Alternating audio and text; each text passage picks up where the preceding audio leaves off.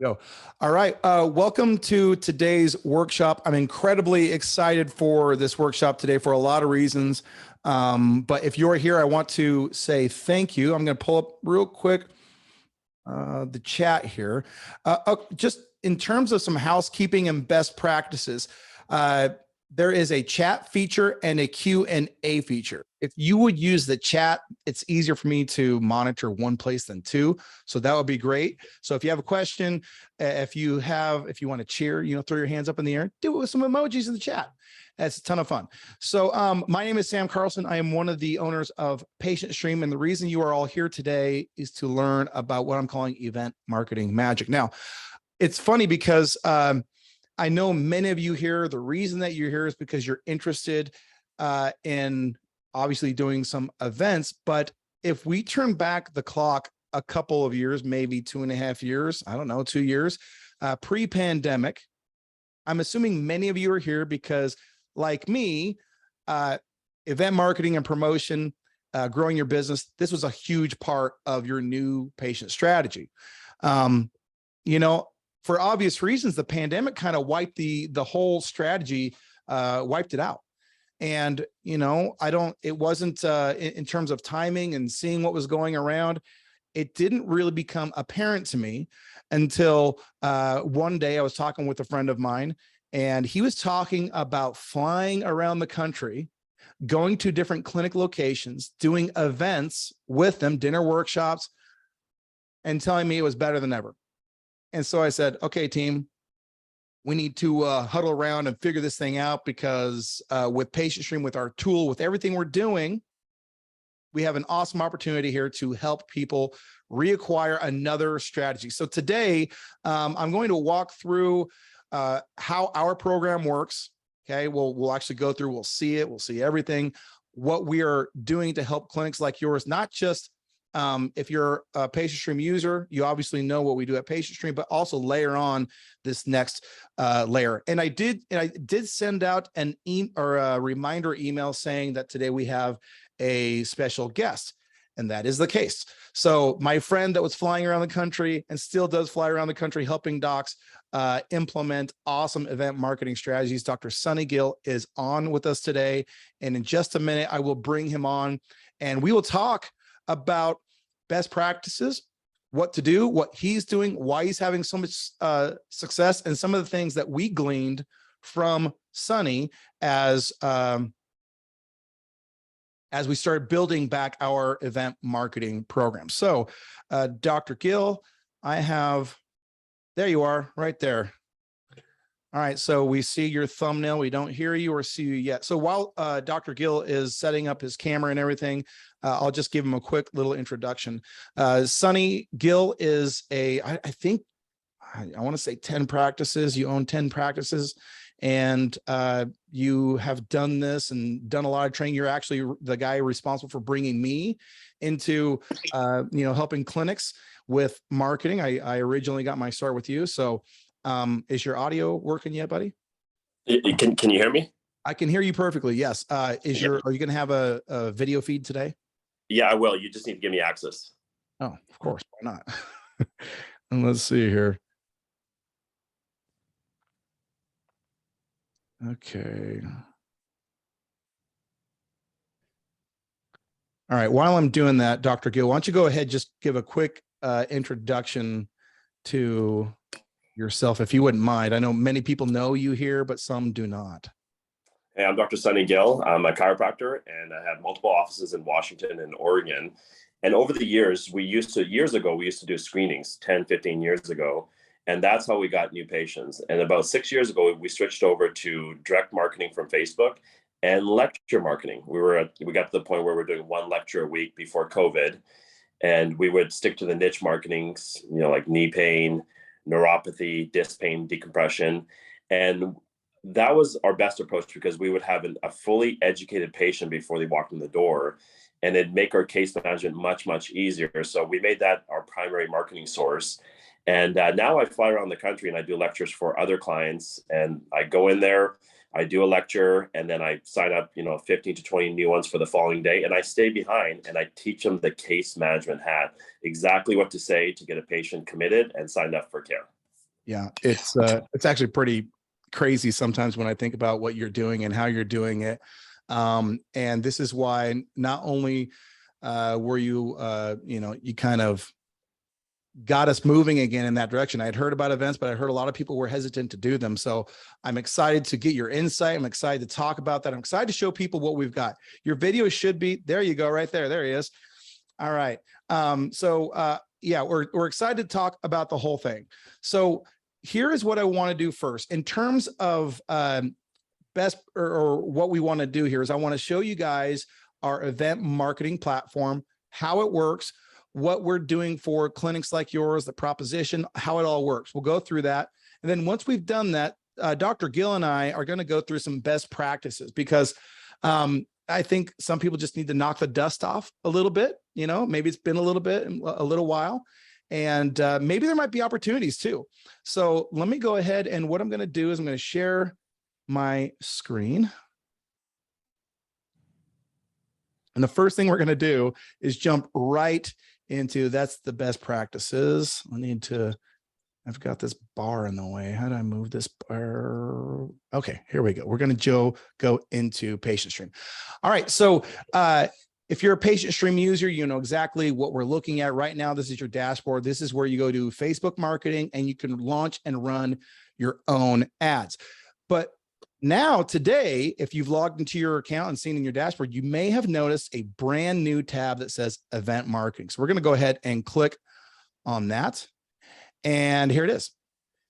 Event marketing by Patient Stream, the easiest way to fill your events.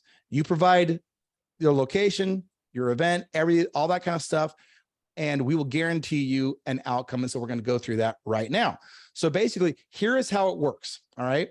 It couldn't be easier. Number one, you select a topic, okay, a treatment. We're starting out with our primary three, which is knee pain, back pain, and neuropathy.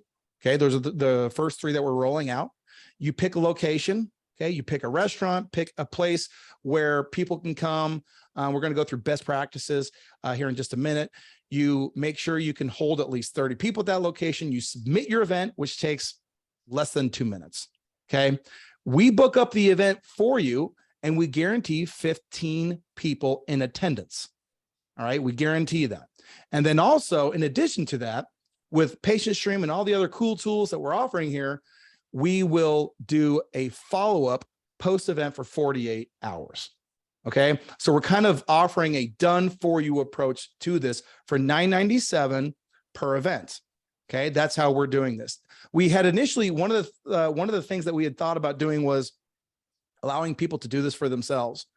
And there was two reasons that we did not. Number one, some of the complexity around launching a campaign between location, everything else, it became a little much for what we felt the typical user wanted to even be a part of, right? So number one, it was complex. Number two, we can, with a lot of our Patient Stream users, we deliver leads and they can convert those into patients. With this, we wanted to deliver an outcome. So actual people in attendance, and we couldn't do that if we didn't make it all inclusive. All right. So we guarantee those 15, we call it the butts in seats guarantee. Okay. We guarantee at least 15 people in attendance. If you don't get that, we will credit you back $50 per not attended butt. Okay. And it couldn't be easier. Okay. Really, legitimately, I'm just doing a quick little demo. Step one, putting your clinic's name, doctor's name, so on and so forth. We go through, click next. It's not going to let me click next. Okay. Well, maybe it will. Nope, not going to. It's going to make me do all that. But you just go through your information, the event, the venue, you pay, and that's it. Okay. Now, I do want to show you maybe visually what this looks like, because sometimes people are like, okay, well, what's the catch? I don't get it. What's really happening? No, really, we call it the one-touch dinner workshop machine. It takes about 2 minutes. You fill out that form. Between our tech, our support team, we will set up, launch, run the event. We have live local agents, okay? And these are not foreign people. They get on the call and they do voice confirmations of everyone who's not just registered. We don't just register people. We register and then we confirm verbally those attendants. Okay. Those people who have registered. We want to make sure that you have the best attendance possible. And then once it's done, once we're done with the promotion part, we provide you before the event a list of confirmed attendees. Okay. You do your workshop. Once you're done, you give us a list of people who did not show, and we do a 48-hour reactivation campaign with the objective of either getting them in for an appointment, so directly into your practice, or if you have another event on the books, if you want to have them booked for that as well, we can book them for the following event. Also, we can deliver simplicity. Okay. And simplicity, as Leo says, is the ultimate sophistication. Okay. So really it's cut and dry. It's $9.97. We will get those people into your event. You go, you close them, you teach them, you do the whole thing, and you can get a bunch of patients. Now, like I was saying, I wanted to take a minute. The reason I've got Dr. Gill here is I wanted to take some time and remind everybody what it takes to really do an effective event, and who better to walk through and create some best practices than Dr. Gill, who's flying around doing this at other people's clinics with a high level of success. Okay. So I will go ahead, Dr. Gill, why don't we do this? I'll just kind of read them one by one. If you wouldn't mind, talk to me about these best practices. Tell me why, give me some context. And then the listeners, if you guys want to, go ahead and pepper us with questions, and we'll get to those at the end. All right. So best practice number one, always hold events at a neutral location, never at your clinic. Okay. It's best to have it at a known restaurant, a restaurant that people are very familiar with. The second best is a regular restaurant. Maybe it's not as, maybe it's not culty or common as some. And then the third would be a hotel or conference center. So talk to us about neutral location, Dr. Gill. Yeah, so the goal is not to have a lecture at your office, because patients feel like if they're going to your office, they're going to be closed or they're going to be sold. You'll have more attendees if you go do a neutral place like a restaurant. If you want to bring the cost down of the event, do it at a hotel, because you can bring your own food, and it's a way to bring down the overall cost. So that's an option as well. And then also, if you're choosing a venue where, you got to be very careful on, when you say neutral place, libraries don't count. I have no idea why, but the attendance for libraries is always low. So the best place are restaurants and hotels. Okay, awesome. All right, number two, always offer food. Food is an easy exchange for people to understand. By extending this offer, they agree to listen to your pitch, is effectively what they're doing. So talk to us about food. Yeah, so food is the quickest way to increase the affinity in the room and get the patient like they stop crossing their arms. Because when you start a lecture, they're staring at you, their arms are crossed. But the minute you bring in food, the energy in the room changes, and you need that as a lecturer. And I've done it where we just have snacks and we really don't have food, and the energy is not the same. Yeah. So what do you say to those clinics who say, we don't do, in fact, I had one person say, we don't do plate liquors, right? What do you say to people who have that positioning? Yeah, so I used to do lectures in this town called Port Orchard, and I did it once a month. I went to that city once a month for several months, like a couple of years. And the same husband and wife always showed up. They were I guess they're called plate lickers. Is that what you call plate lickers? Yeah, well, that's what he called them. I didn't call them that. Yes. Yeah.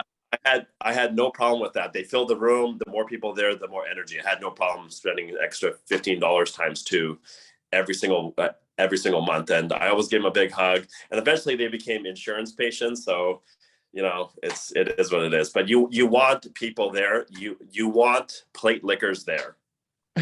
You want plate lickers there. We even go so far as to say, hey, bring in the plate lickers. I love it. All right. Pay per attendee only. Now, this is an interesting one. Because that's where you go on. You should have a guarantee for plate liquors. We guarantee you a 50% attendance of plate liquors. No, so pay per attendee only. Now, this is an interesting one because I think some people, I don't know why this happens so often, but if a restaurant requires you to confirm ahead of time how many people are going to be there, and you have to pay, for confirmations, not attendees, you need to find another location. Now, you had talked about some cost-effective ways to potentially skirt that, to mitigate that risk. Talk to us about the paper attendee number 3 here. Yeah, so that number 3 is basically negotiating the event. Yeah, exactly right. So instead of like paying, we've had people get stuck with these really expensive restaurants and be like, oh, we had to pay for 20, non-attendees, whatever.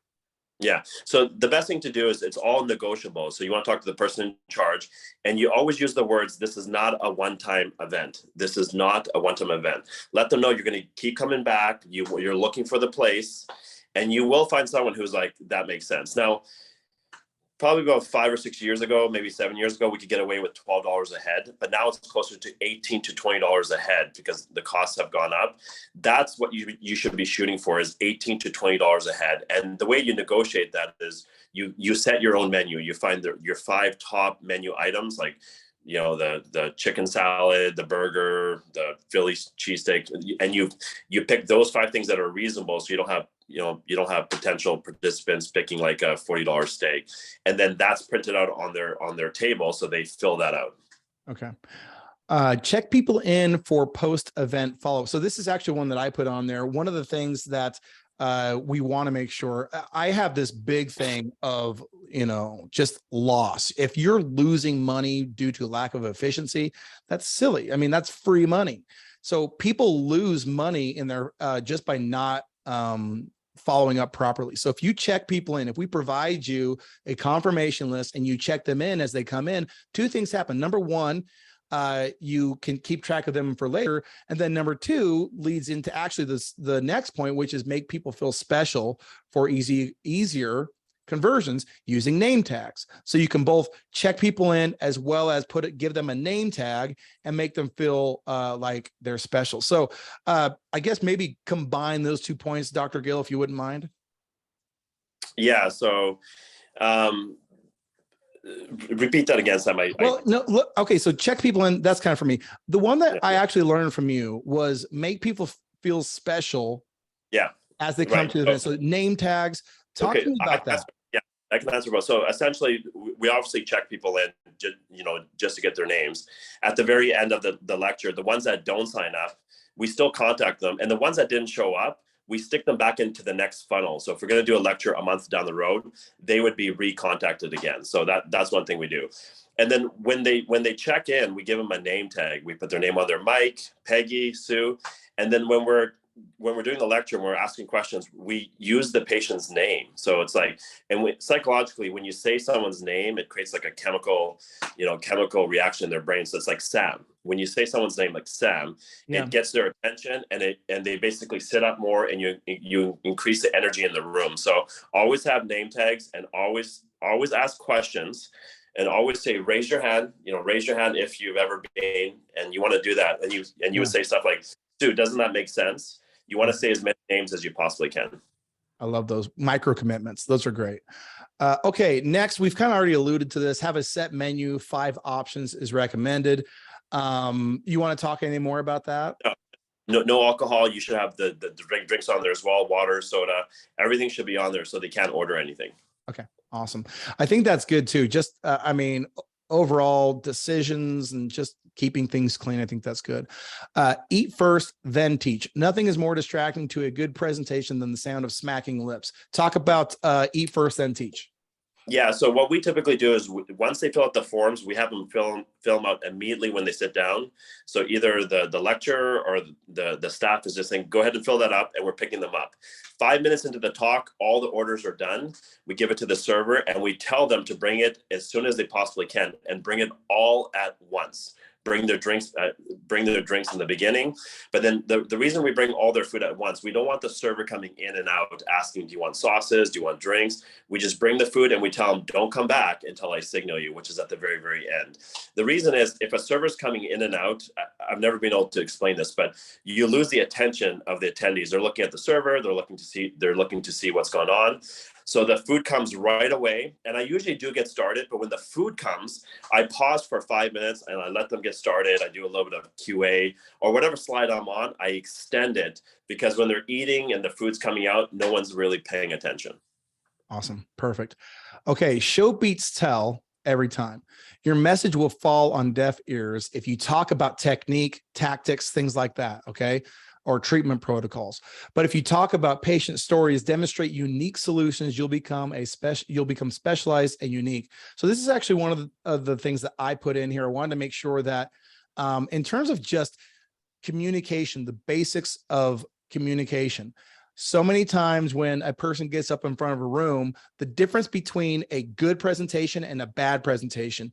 A bad presentation is a person who just talks about the thing that they're obsessed with, meaning I help people get better with knee decompression or this, and they just talk about that thing, boom, boom, boom. Okay. The presentations that are memorable are ones that share stories, analogies, metaphors. They simplify complex complex things down into really understandable bite-sized pieces. And so show beats tell every time. When I say show, that can mean, if you have something portable that you can show, awesome. But what I'm really saying is show in their minds, give them a visual to actually put, to put a situation or a face with an outcome and help that person really visualize and see how that result can happen for them too. Anything you want to add to that, Sonny? Yeah, years ago I was taught to never be interesting, be interested. And what that means is never be like, we have this equipment, we have this many degrees. It should always be, you should always come from the spot like, we're here to help. I know what you're going through. Yeah. So throughout the lecture, I'm saying, this is what's going on with our healthcare. We know what happens when patients don't get care. We know what happens if they don't commit to a care plan, what happens out there, drugs and surgery. And usually patients are nodding. And it's like, Sue, have you heard of that before, where someone comes in and they end up just getting a surgery after surgery? So you should always come from a place of purpose and intent, but you should be interested in why they're there, not try to build up your repertoire. Perfect. All right, we're moving right along here. Bigger is not better. Now, this one actually was kind of interesting. A long time ago, prior to the pandemic, my agency at the time, which was a different name, we were probably 80% of our marketing efforts were for events. They're just so powerful. You can get, 20, 30 people in a room, get 10 appointments and get 8 patients in one evening, one event. Who doesn't love doing that? And one time I remember, it was actually, I think maybe it was with you. I remember doing an event where we got, like 60 people at a dinner workshop.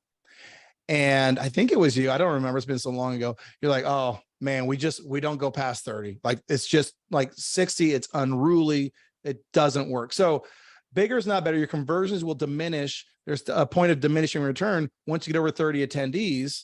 Talk to me about 30 attendees. Yeah, 30 is kind of the sweet spot. 25 to 30.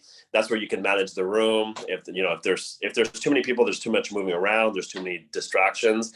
And even at the end, you got to get them closed where they pay $39 to come to one of our offices. We collect right then and there. If you have too many people, it gets jumbled up and some people start to walk out. So 30 is the sweet spot. Here's a quick 1-minute story. One time I used to do weight loss lectures in Bremerton, Washington. And we used to have 30 to 40 people out every single time, and probably closer to 40. It was just, weight loss was always a hot topic.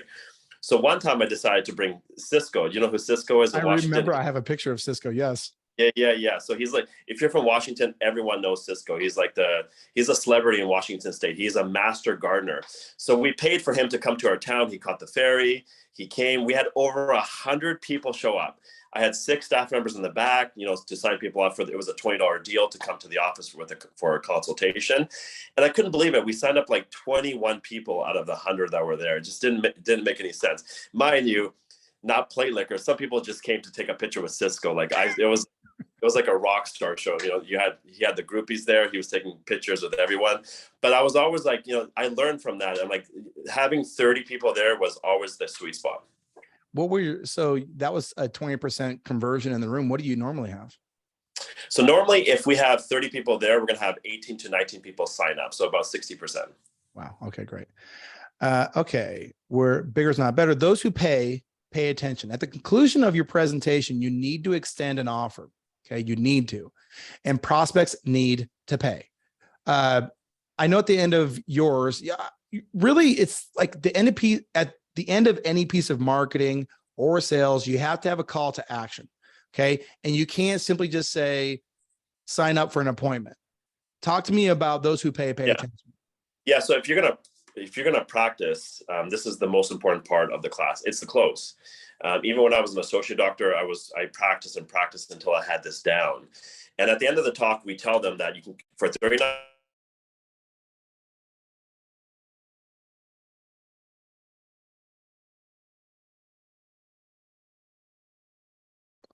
Let's see here. Dr. Gill is frozen for me. Is that just for me, or is that for everyone else? Somebody, we've got plenty of folks in attendance. Is Dr. Gill frozen for you guys? Am I frozen?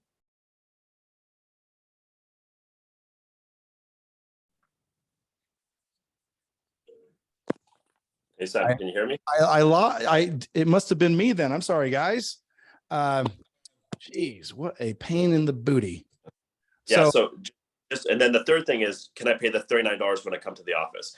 And we tell them we've done that before, where you pay the $39 when you come to the office, and the show up rate is horrific. But when we collect the $39 here today, the show up rate is almost 100%. So please don't harass Emily in the back. We do collect the $39 today. We take check, cash, or credit. Just please don't hassle them. We do collect that today. And then if sometimes, if I'm in a city where I'm only going to be there for the next day, I tell them, but if you come in tomorrow, we have more staff. We're actually only doing it for 20 because we have more staff and we can handle more new patients. Okay. Awesome. Sorry for dropping off there. We've got the list back up here. Okay. So timing is everything. If people attend your workshop and don't sign up, you should put them on a short list of follow-up prospects. They are the best potential future growth of your practice. I think we've said that. At the end of the day, there's too many people who think that when they get a lead and the person doesn't immediately turn into a sale, that was a bad lead, that person was not whatever. And that couldn't be further from the truth. We all have busy lives. We have things going on. And there's a lot of reasons why people don't show up or don't respond, whatever the case may be. If you've spent money to get their information and to know enough about them that they have the problem that you help people get better from, don't pay again. Just keep them on and make sure that you have them as part of your follow-up process, which is why Patient Stream is so awesome. No shows are people too. This kind of dovetails into 11. Always send a follow-up message. To no shows. Life happens, and they are likely to do business with you in the future. Okay.